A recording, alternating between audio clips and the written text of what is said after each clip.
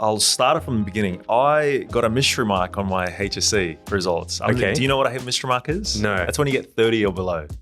Oh. Yeah. So What do they call that? They call it a mystery A mark. mystery mark. A mystery right, mark. okay. Yeah. So what they Right, do right. is they'll send like a little smiley face on your on your envelope to say that you got. Did you actually get smiley face? I got a smiley face. That's so nice. Yeah. My parents didn't see it though. But here's what strikes me. I passed everything. Funny enough that you said TikTok. You were actually the person that got me to have a strategy around TikTok. At the time, it was all kids. But then you were like, I've started TikTok as well. I'm pretty much giving advice on some digital trends and so forth. I've picked up like 18,000 followers. And I'm like, what the hell? How did you do it? You're speaking Marketing. You're speaking on business and marketing. That's not TikTok. And that clicked to me. I'm like, there is an audience on every platform. We know when we're getting old. Yeah. When we're no longer the ones being complained about. Yes. And we're doing the Yes. complaining. That's right? right. Because I remember it used to be millennials. Yeah. Like, millennials.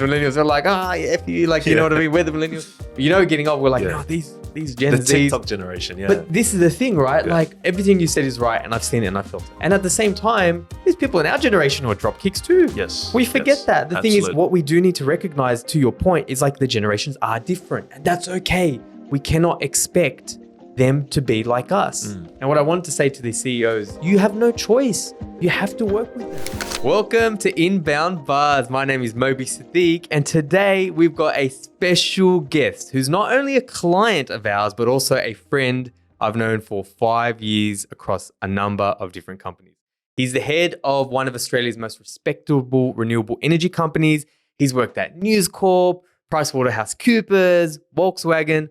Welcome to the show, Mr. Bas Salim. Thank you for having me, Moby. This is long overdue. I know. Long overdue. I know. We've spoken about this for a long time. I think now we finally got the time to do it. Are you finally here? I'm excited, man. I'm We're excited. finally here. Look, I can't wait to hear about, you've done so much across so many different businesses.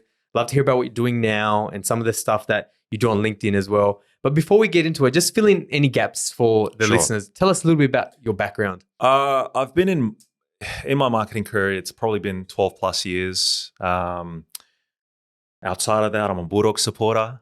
So you're going to hate that. We should get rid of the blue color then. That's perfect. No, it's working great. I've worked in multiple industries.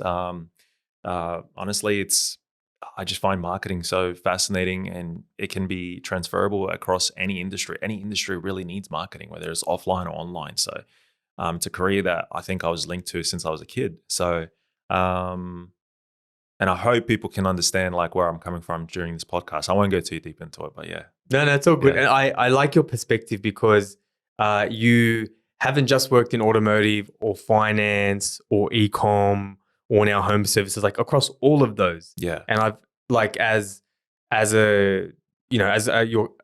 you being a client of ours and also like, working with you over the years, I've seen how you've actually transferred those skills across. I think you have a unique perspective there.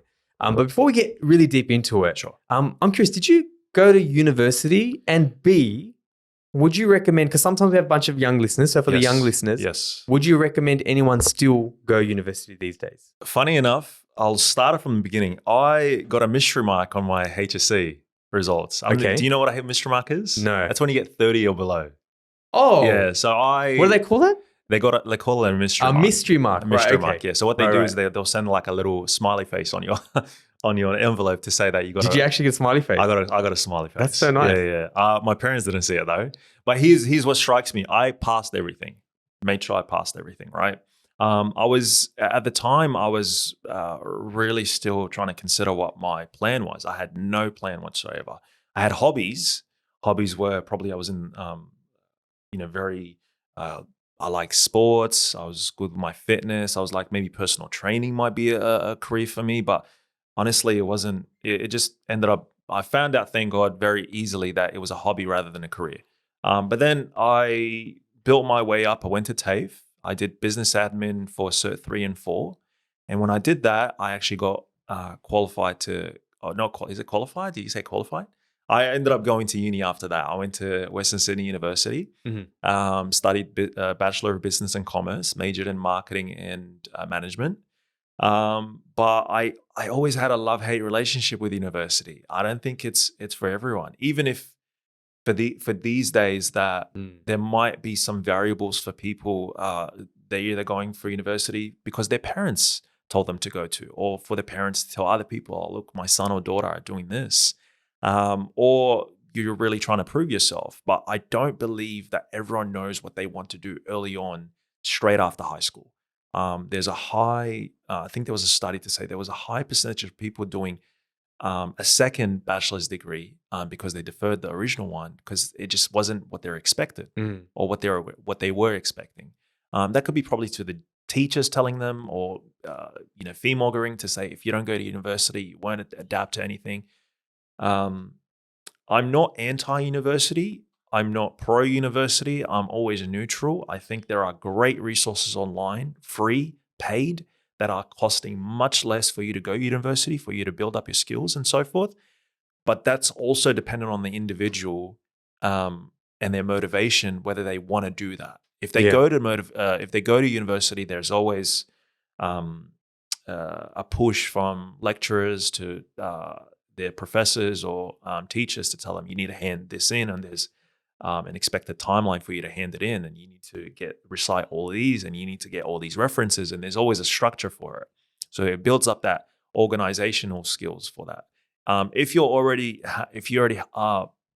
have those skills, I don't think university is really worth it. You're going to end up getting in debt. Everyone knows that. But yeah, I'm always neutral with that. So I did 2 degrees. I did a bachelor's and a master's. Sure. And I probably shouldn't have done that. And like yourself, like you just don't know any better. But we had like a young guy who came in and wanted to do an internship. I gave him a bunch of books to read. I'm like, do this. And he's like, oh, I want to do a degree. Yeah, the advice. So now, like in 2024, the advice I gave to him, I'm like, don't do it, man. Don't do that. Like you can, especially with marketing, right? The field that we're in, it's so dynamic. It's so hard to like, here's some coursework. Yeah. Like only until recently, like they weren't even really teaching digital marketing.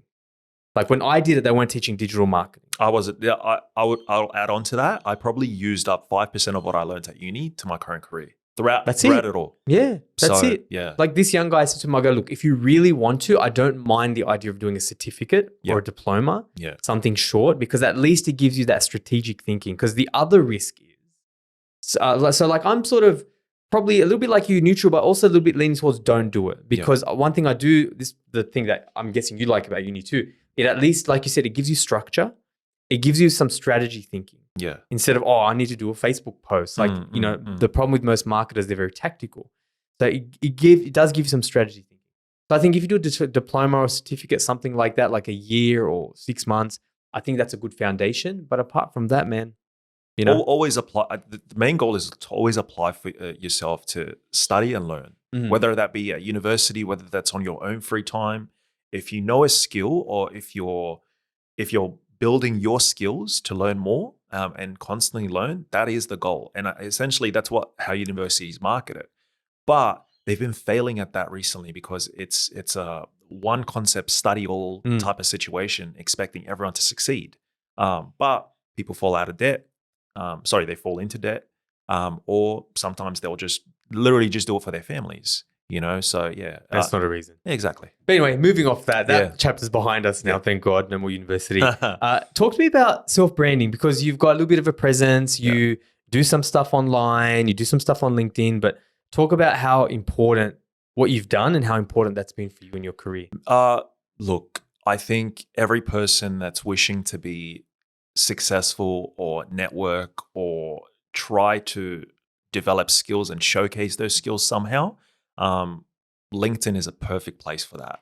In of all platforms, LinkedIn gives you the opportunity to, tell people that, I've succeeded in this, and this is the way that I did it. Or there's different mediums of showing that, whether that be an article, a post, a video, sometimes a PDF that you can post, and they'll scroll through that. And I was always interested to see, like, okay, I've seen some of the people that I always see on my LinkedIn do this. Why am I doing that? Like, surely I can. I'm always interested about current trends that are happening in marketing or business world or whatnot. Sounds like a nerdy type of thing to say, but I was like, why don't I start something and see how that would go? Literally, I started an article or a newsletter called Trend Torch, and it was pretty much everything that's trending, everything that's. It could be marketing, it could be sales, it could be business related, it could be campaigns, it could be everything that's trending. And I uploaded my first article, and I found out that I just had 65 people subscribe then and there. And it just told me that I'm not speaking without getting any responses. Mm. It's always great to get reward, but then I found out that wait, I'm actually getting better at writing. I'm getting better at researching. I'm getting better at like understanding this, and I'm applying these types of strategies into my own campaigns, and it will help my self branding, but it'll also help my current career Yeah, helps to your craft. exactly develop my skills and expand on it. So I believe that if you're someone that's currently trying to figure out whether you're in an industry where you're not on LinkedIn, or you're in an industry where they really don't seek out different platforms, that's the perfect opportunity for you to go on there. Yeah, You could be so true. you could be starting that trend. You could be developing your own skills and find out that wow, I'm actually great at something that I never even knew that So that was true. the case. So You're hitting at the thing that you probably heard me talk about and probably heard Marcus talk about, like the but we're different. yeah, You're absolutely right, Bass. Like, do it for the reason why that people aren't there. People said that about TikTok. Like, yes, when TikTok first came out, like they had dentists there. See, now it's common sense. Now it's like, now lawyers are like, oh, let's get onto it. But lawyers, dentists, medical professionals, all types of different, like engineers. And it's like, oh, they're not on TikTok, but they've literally grown their businesses. I'm not saying follow TikTok, but the point you made, right, is if there's a network that they're not on, and you're like, if you're more visual or written or video, you can actually create content and actually have an audience. funny enough that you said TikTok. You were actually the person that got me to have a strategy around TikTok. I don't know if you remember. It was the first time that we ever met. You told me I was tossing between the idea of like going on TikTok because it was another platform that we could reach other audiences. At the time, it was all kids, but then you were like, "Hang on, like I've started TikTok as well. I'm pretty much giving advice on some digital trends and so forth. I've picked up like 18,000 followers." And I'm like, "What the hell? How did you do it?" And if anything, not because of like yourself, but like you're speaking Marketing. Yeah. you're speaking on business and marketing. That's not TikTok. And that clicked to me. I'm like, there is an audience on every platform. And everything you do, if you sync it to the platform, it's not a simple copy paste scenario, but if you sync it to the platform and the messaging that they apply to it, you could potentially get a whole set of audience that you never knew existed.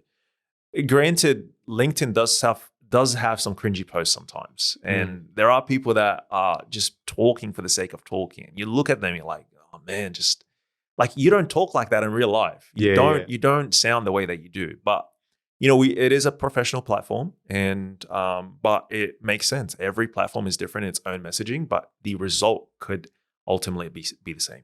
I have one thing I want to touch on before we move off of LinkedIn. You're right, like they don't talk like that. So over the years, on my posts, and that's the thing, you touched on this, and I think we'll touch on this later, like it makes you a better marketer, like Yes. your messaging. One of the things people on LinkedIn, they're so stuffy. You're like, you know, they'll be, maybe they're talking about SEO. Like, did you know that search optimization is the number one source of traffic for people? Don't talk like that. Yeah, no. They'll literally be like, SEO gets me a shit ton of leads. Yes. Or you don't need to say the S word. You Yeah. can say SEO gets me a boatload of leads. Here's how. Like, Mm. really conversational. Yes. And Alex Hormozi talks about this, right? Like his book, $100 million Leads and offers as well, is really highly recommended. If you read his book, it's all simple language. And he's a genius. Marcus Sheridan, his book, really simple language. Mm. He's a marketing genius. Yes. But I think, yeah, you're right. You touched on that. Like, if you don't, and that's the tip there, talk how you talk. Yeah, you might finesse it a little bit. I might not say the S word as much, or, you know, I'm trying, it's Ramadan, so I'm trying not to say the F word anymore. yeah. So I won't drop that, but it's still me and my personality. I Yes. think that's really key. Yeah, absolutely. So just on that, like, because I do think that the new generation kind of struggles with that a little bit, like creating content, and you know that's a big piece of advice for them. But just on the current generation, this is something that comes up a lot. I was at the CEO Institute yesterday, and they were just like 20 minutes was just bitching and moaning about the younger generation. And at one point, I want to say, guys, like, we have to work with this generation. Yeah. Like, you got to get over it. But from a marketing point of view, my question is like, or maybe just a career point of view, right? Like, how different is the new generation, you know, compared to your generation or my generation? Hopefully we're in the same generation. I'm not that old. But Millennials. yeah, we're millennials. Right? Same generation. That's Cool. it. I feel younger. That's it. So how different is that the up and coming generation? I can only speak on my experience and what I've currently seen on this generation, right? I was speaking to a colleague of mine, and he gave me this example, and I think this will paint a light on this. He was a teacher, and he taught writing. And one of his students came up, and they were saying, look, I can't. Can I get an extension? I can't get the piece to you because my printer's not working. He sent an email back like, I don't care. Do what you need to do. Go to the library. Try to get Go it to somewhere. Officeworks, yeah. Exactly. Print it some other way. It's not my issue because your printer's broken. Try to find a solution. And then that pretty much gave me an idea of like the differences between the generations. And I hope this doesn't sound like I'm complaining about the current generation because they are technically the smartest, but sometimes dumbest generation as well, right? They are expecting to earn a job as soon as they graduate university, college, TAFE, high school, whatever. Earn a job in their career and straight away get a promotion as soon as they do something good. There is not a sense of weight or reward system that is succinct with us where we have to work hard, we have to make sure we're shown and our work is proven, the results are coming in and so forth. Like we understand the concept of it takes time and this is a long-term aspect. With them, everything is short-term. Everything is in the sense that I want to be a CEO by the time I'm this, so I can tell everyone that I'm a CEO and I did it differently. And at the time, they are the generation that if it doesn't go their way, that is straight away synced to a sense of being discriminated against or being not seen or heard or supported and the access that they're given. And I just find that somehow that it can't resonate with myself. I never had the opportunity the luxury to be comfortable at any stage that I was working. I started work when I was 14 and I never, if I was discriminated against, I can't speak because if I did, I would lose my job and I can't lose my job. There's no way about it. I needed to do every work that I needed to do for me to continue progressing in my career. We head down to the work. Exactly. Yeah, I think this is the thing, right? And by the way, we know when we're getting old, when we're no longer the ones being complained about. Yes. And we're doing the complaining, That's right? Because I remember it used to be millennials. Yeah. Right? Oh, millennials. They're like, F you, like, you know what I mean? We're the millennials. You know, getting old, we're like, no, these Gen the Zs. TikTok generation, yeah. But this is the thing, right? Yeah. Like, you know, this is what we don't realize, right? Like, you're right. Everything you said is right. And I've seen it and I felt it. And at the same time, there's people in our generation who are drop kicks too. Yes. We forget that. The Absolutely. thing is, what we do need to recognize, to your point, is like the generations are different. And that's okay. We cannot expect them to be like us. And what I wanted to say to these CEOs yesterday, we just ran out of time and I didn't, but I will next time. It's like, you have no choice. You have to work with them. They have their follies like we have our follies, and they have their merits. You have to learn how to work with them. And I read this in a book somewhere, in generally for all employees, but this applies to young people even more. They will rise to high expectations, but they have to be told. And for us, it's like, well, why do I need to be told? What I've learned, unfortunately, they need to be told, and you need to get over that. Yeah. And a lot of them, they'll be like, okay, now I know. But we just expect them to know, right? Yeah. So the thing that you can have high expectations because it's about your culture as well, like the workplace culture. We have a high performance culture at Red Pandas. I know you guys do at your place as well. High performance, like either you're kind of get in and get out, but it's not just high expectations. It's high expectations matched with high care. Yes. That's where this generation I've learned is different, right? That's where me and our other leadership team, we've had to be nurturers and we've had to be a bit more kind and understanding. At the same time, balance that with high expectations. Yeah. I think a lot of bosses or leaders who complain about that generation, what they don't realize is you can give them high expectations too. This is what we expect of you, right? But we're going to do it in a high care place. And you mentioned that, right? Yes. They need mental health. We didn't need it, and that's okay. Yeah. Right? Yeah. But they have other skills. They need mental health days. It wasn't existing when we were around. Yeah, it was a bad day. It was get on with it. Correct. But we need, and look, me as a leader, Bass, I had to get over that fact. I'm like, okay, I need to recognize that I'm now aging. Yeah. I'm now different, and I need to figure out how to get the most out of this generation. But I think that's what it is. Yeah. You know? No, you're right. You're right. I didn't want to come across that. No, and you didn't. It's all right. I hope that honestly, I do really see them as being the smartest generation. And you're right. We do have to, excuse me. We do have to acknowledge that we're going to just have to work with them. They're the only ones that we got. We're getting older. That's right. The other people are getting older and so forth. And they're getting older and they're expensive. Like, do you know what I mean? It's you got to balance that. Absolutely. Absolutely. No, absolutely. Like, I mean, the last thing on that, like my son, I've got a kid in high school, year 7, and my daughter's in year 5, and he had to do a speech. And I think it was my daughter. One of them had to do a speech. So I'm like, ask ChatGPT. So I'm actually telling them to lean into that tech. Yes. The schools, the academics, some parents are like, oh, no. I'm like, no, you need to be AI native, right? We were internet native. We grew up with the internet. Yeah. And then there's like the social media native. Yeah. Right. But now you're going to have even the next generation. I've got a AI. baby too. AI native. Yes, correct. Right. These guys need to know how to learn and use these tools. We can't tell them not to. So with my kid, I'm like, look, have put some dot points in terms of what you want, feed it, have a conversation with it, and it will give you, and it spit it out. Yeah. And I'm like, good. Tweak it a little bit for your language, or tell it to write in a 10-year-old's language and go with it. Is it more the sense of fearing out, like FOMO in a way? You don't want to be the last person to use AI and you're still learning while others are miles ahead. They know everything and they're the ones that, we got to teach this guy how to do AI, really? Exactly. Yeah. Like we're expecting this next generation to teach us, Absolutely, Absolutely. But let's pivot a little bit to something that is like foundational, fundamental, that won't go away. It wasn't like 30 years ago, 50 years ago, it was there, and 50 years from now, it will never, ever change. And that's trust. Yes. Right? So one thing I want to talk to you about is you've been doing They Ask You Answer with us. Yeah. Right? And I know you're a fan of that. You've read the book. But Shout out Marcus. We'll share this with him now. Yeah. So talk to me about your They Ask You Answer journey. Yeah. How long you've been doing it. We'll start from there. It's been around, I'd say 7 months that we've been doing They Ask You Answer. And the first concept that came across with me learning about the strategy, and I was like, man, how did I not come up with this? How was I not the person to think about this? It's the most simplest, I will say it's the simplest marketing strategy out there. Marketing and sales in a way.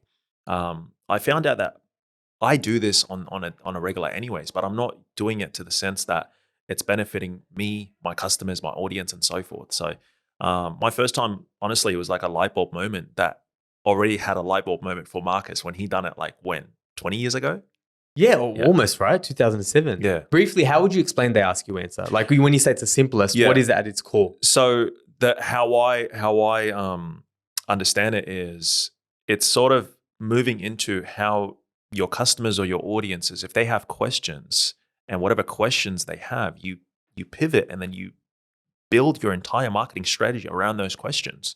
You add those campaigns answering those questions, or sort of massaging them and nurturing them to note that we have the answers for that.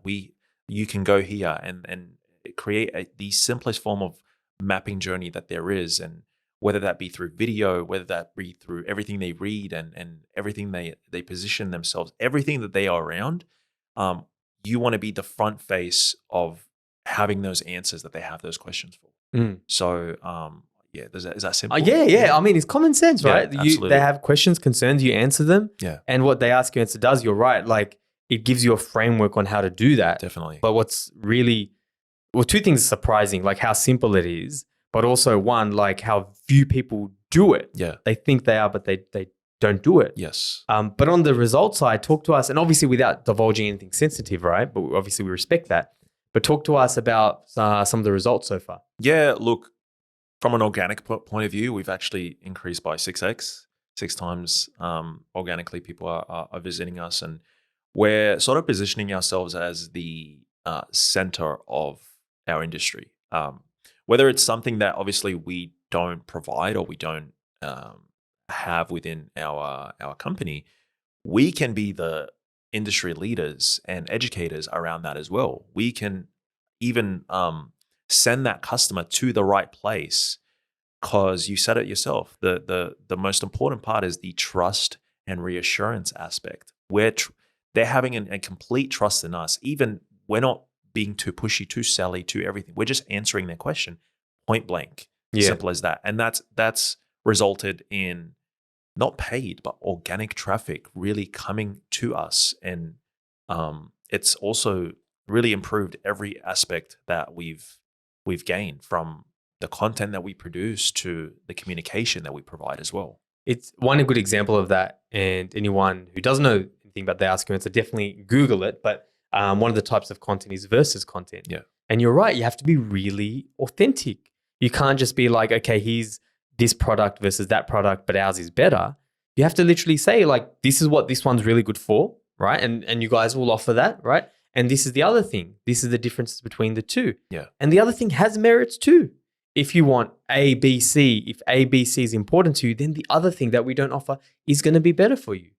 Because then when you talk about the thing you do, they trust you so much more. Absolutely. Right? So it's not about like just talking about, 5 apps that the audience would love. It's actually really salesy stuff. Like when I say salesy, I mean it's revenue stuff, but it's not done in a salesy way. Absolutely. I'll touch upon on that one. Imagine a Nike marketer was to do a comparison between Nike and Adidas. But when they are speaking on Adidas, they're not coming from a malicious perspective. They are actually providing the positives of owning anything that's Adidas. Or in America, it's Adidas, I think. Yeah, I think it's Adidas. But you know what? I actually had this debate with my wife. Yeah. It's from America, so they're actually right. Adidas, yeah. There you go. I thought we were right. Nike and or Adidas. Nike versus Adidas. Yeah. If they were to speak on Adidas and give the positives of using their merch or buying their merch, imagine the trust and reassurance or the confidence you have in your company to say like, I can speak on the positives because I know our value is much stronger. What I'm offering you is on a level that I know is answering your needs and wants currently. Yeah. So the person is going to look at that and be like, you know what? They're very confident in how they speak. I think I'm going to try them first. I think I'm going to pull my attention and time towards them. And for those who don't realize, like, forget paying an SEO agency, doing they ask you answer. And you and I used to have a lot of these conversations back in the day. It is the best strategy you could do. Yeah. Having an article writer who does all of that stuff. It's and the plus, best. Let's be honest, even if you were to get someone in SEO, you don't understand what they're doing. It is so complex. There are so many factors that they're going to use these terminologies and words and so forth. Exactly. So look, SEO, it's fantastic. But like I said, it's the organic traffic that you're really after. And this is exactly the strategy for it. That's right. And the right types. Yeah. You're right. Maybe briefly talk about video. Yeah. The impact of video. Well, when you're a business or a company, you want to showcase the results. You want to showcase the process. You want to showcase exactly what your company does. And funny enough, not a lot of companies do that. They feel like that by being transparent, they're going to reveal all their secrets towards their competitors. I disagree with that. I think that providing that transparency towards your customers really showcases your confidence with them. Really, like when you're providing a how-to tutorial or a comparison between one product versus another product, and you're telling the positives and negatives and all, and completely being unbiased. It's just your personal opinion, but also having some evidence to back that up. That visually will create so much boost in audience traffic than there could ever be. I find storytelling or using video as a platform as a medium is so important in a company's marketing strategy. And let's say some people might be not comfortable behind the camera, or they're just they're not that case. Too bad. You're going to get your competitors to start regardless. You're going to fall behind. And if it's enough for you to earn the revenue that you're earning or the traffic that you're earning, fair enough. That's fine. But there's a reason why that won't make you either top 3 or top 5 within your industry. Yeah, spot on. Show them, don't tell them. Yeah. It's the best way. I talk to so many leaders and they talk about their strengths, but then there's nothing on their website or their media that shows that. You're absolutely right. Before we move off of Taya, the last thing I want to talk about is, because this is something that you should be really, really proud of. I know you worked hard on this, and you continue to work hard on this, is sales and marketing teams working together. Let's be honest, most sales and marketing teams don't get along. They might play nice, but really it's an us versus them. So talk to me about like the impact of Taya and what you've done with sales and marketing teams working together. From the past companies or past industries that I've worked with, that's been the biggest issue, aligning with sales or sales aligning with marketing. And I just found that to be so unproductive. And coming into the team that I'm on, and just understanding that, I knew that whatever strategy that was to come to place, I don't want it to come to a level where whatever goes wrong, it's an automatic blame. It's an automatic response in negativity Marketing's fault, exactly sales fault. sales fault. No, there's no blame. We are one team. In fact, if we work together, just think of the benefits and think of the results that are going to come out of it. People forget that without sales, then marketing won't exist, or without marketing, sales won't exist. And that's why I like to think of them as like the two brothers that just have to get along. And when they do get along, it's a perfect, what's the word that I can use? It's just perfect, you know? When there are sales meetings, marketers really tend to be like, it's just a sales meeting. You need to join those sales meetings. You need to understand the sales process, and vice versa for sales professionals. You need to understand the marketing process as well, because when you're communicating towards your customers or your audience, and you're the voice, and essentially you're selling the product or service, by not understanding how they even got there to begin with, from the campaigns that they chose or from whatever they've been seeing on their social media feeds, how are you going to confidently say, like, I know exactly what you need. I know exactly what you need to go to. So tell me, Bass, tell the listeners really quickly what a revenue team is and how you've used that to have that synergy with sales and marketing. I've pretty much, we've gotten together a group of leaders that will sit down, and they will all cohesively just speak. I think that's the right word to use. They will all sit down, and they will all pretty much spit out or brainstorm some ideas or some strategies around some questions that the audience has been using. And if we don't have an answer in the sales process as well, if you don't have an answer for that, that's the perfect time for us to address it. And it's so funny. It seems so simple, right? No one does it. Exactly. But when it is a leadership meeting, it's very little talk of that. It's all talks of profits and losses and what's to happen from there, and very little on, guys, we have these low-hanging fruits that will bear so much fruit once we fix it. Why don't we start now? Let's get a team together. This is the leadership team. And in fact, sometimes I don't just really want to put the leadership team there. You can bring on some team members that could be juniors, seniors, because sometimes they have these light bulb moments that honestly I can never think of. Even if they're not marketers, even if they're not sales, get them from different perspectives, because everyone speaks to everyone. Everyone is part of this company. There's a touch point. Exactly. I just found that the revenue team meeting, where we get everyone involved, it actually created so many different strategies for us to work on, and that's been a real drive to our success, really. Yeah, and it's not just relying on your head anymore. Definitely. It's like, let's share some brains here. It really helps. It really helps. It makes your job easier. I talk less. And that's the key thing with marketing, definitely. right? Cool. So we are coming up to time, but I did want to briefly ask you about, like, what's your approach on staying ahead? Obviously, you got the Trend Torch thing. So, if you guys are watching or want to check that out, please either go to redpandas.com.au/EP157 so you can see the video and the show notes, or Google it. But if you go check out the show notes, we'll definitely link Trend Torch there, and you can subscribe to Bass's amazing newsletter. So the question there is, what's your approach with staying ahead with trends, and what are a couple of quick tips you can give people to be ahead of that as they sort of see out the rest of the year? Sometimes people are very content with what they are. If they're in a career and they're only focusing on the work that they do, that's fine. That's completely fine. It's just a job to them, and sometimes they have some side hobbies, but I like to think of it as a side hobby regardless, because there's a level of excitement every single time. I found that repetition in my work has really ended up being unproductive. And I will constantly do the same campaigns and same aspects, and it never drives me. I found that by doing Trend Torch, by even applying myself to even write a newsletter to begin with, it helped with my research to understand different trends in marketing, sales, and business. It helped me to navigate my platform, to brand myself as someone that is, you can come to me to understand new things that I actually been seeing, or I can put a review on what's been happening. Good example of that is completely different. Is I did a post on Kanye and how his Super Bowl commercial was so successful and so genius. He spent his entire budget to gain that time slot in Super Bowl, but he ended up just filming himself on an iPhone and just putting his website underneath. It was genius. It was so good. It was so good. But it looked so cheap that it was so cool. It was so good, and Yeah. it intrigued so many people. It was like, wait, what is this about? Let me go on this website. When he did, he ended up doing like about 20 million in sales just then. And the there. spot cost him 20 mil. And Exactly. He got it back. He got it back, but think of that. Like he ended up getting all this audience, all this traffic, and all this different opportunities for him to gain these people. And they're going to be returning customers too. So 20 million is going to be. I tried to go on that website Yeah. because I learned about it from your newsletter actually.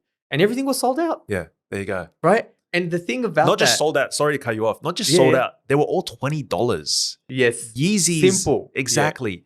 One particular cost structure for everything that he put on display. When, let's be honest, Yeezys are very expensive as a even if you're not familiar with Kanye, this guy's a cultural icon. Whatever he puts, even if they're weird as hell, you will still be like, wait, I can understand why they're $1,000. Why are there people like selling them for even more and more and more, and people are buying them? There's just a level of intrigue that is unreal. It's crazy. Yeah. It's absolutely crazy. And the thing that he does that like it's so simple, but he did it so much better than so many Super Bowl ads. He had a call to action. Definitely. He's like, oh, we spent all that simple, right? Yeah, Simple. very We simple. spent all of our money. Even that, because it's so everything is so high production, him going so lo-fi Yeah. was the cut through. Definitely. And then he's like, go to Yeezy.com and yeah. It was so smart. That's it. That's so it. smart. Yeah. Cool. Bats, I could talk to you all day. I would love to Likewise. have you on again and we'll talk more about strategies and whatnot. Anytime. But from us and I guess from on behalf of the listeners, thank you so much for joining us today. Appreciate it. Any passing thoughts or comments? Subscribe to this, definitely. I'm definitely a regular listener for that. And if you wanna, if you're in the interest of really building up your brand or current brand or whatever, this is the perfect podcast for you. But thank you for having me. Thank you, Bats. I'll pay you later. Yes. Guys, we'll join you again for another episode of Inbound Buzz. Thanks for listening to Inbound Buzz. Learn anything? Return the favor by spreading the word. Want to make your mark in digital? Need help with your digital strategy, inbound, and marketing automation efforts? Then visit redpandas.com.au and be sure to tune in next time for another Inbound Buzz hit.